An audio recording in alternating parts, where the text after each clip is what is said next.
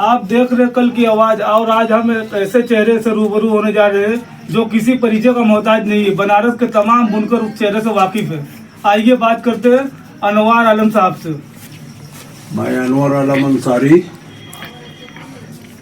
हक silk emporium का proprietor, और आप जो है इस चैनल के माध्यम से अपने बुनकर भाइयों की बातों को रखने का मौका मिला, और इस जो है तो चैनल के लोगों का बहुत बहुत शुक्रिया अदा करता हूँ, तहे दिल से शुक्रिया अदा करता हूँ।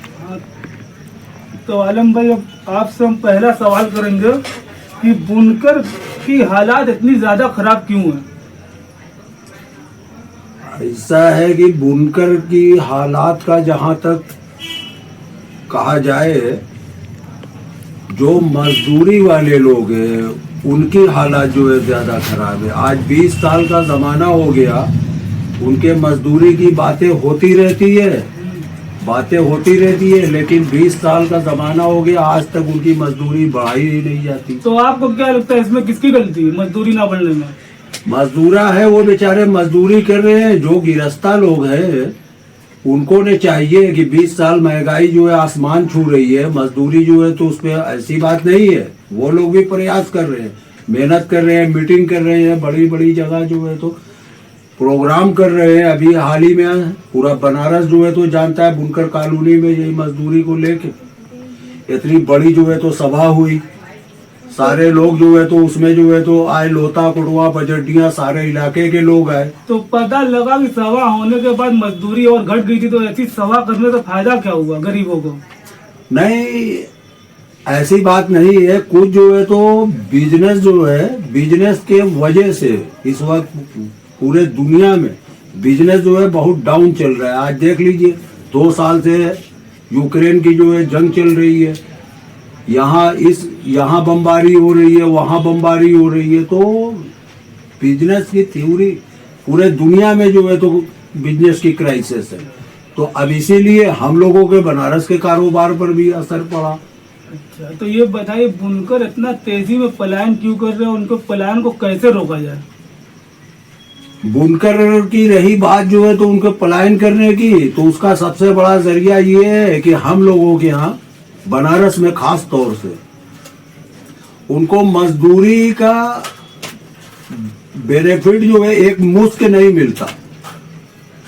बताते हैं लोग, हमारे दोस्त यार रिश्तेदार जो है बेंगलोर में है, सूरत में, अहमदाबाद में, गुजरात में।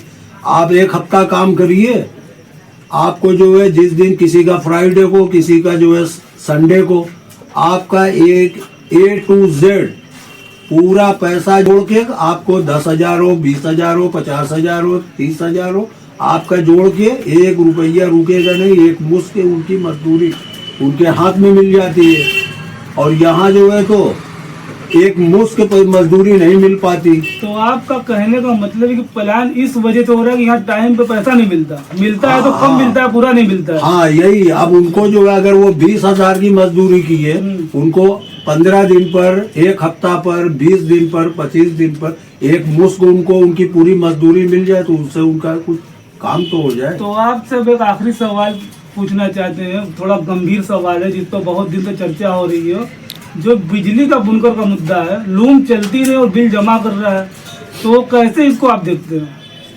ये मुद्दा तो सबसे बड़ा बनारस में आज जो है तो सबसे बड़ा मुद्दा जो है तो बिजली विभाग, बिजली का मुद्दा है, और खास तौर से बुनकरों के लिए इतना ज्यादा रेट बढ़ा दिया गया है, इतना ज्यादा रेट बढ़ा दिया गया है कि अब जैसे सपा के शासन रहा, मुलायम सिंह यादव जी थे, तो उन्होंने जो है तो 75 पैसा पर पावर लूम रख दिया था।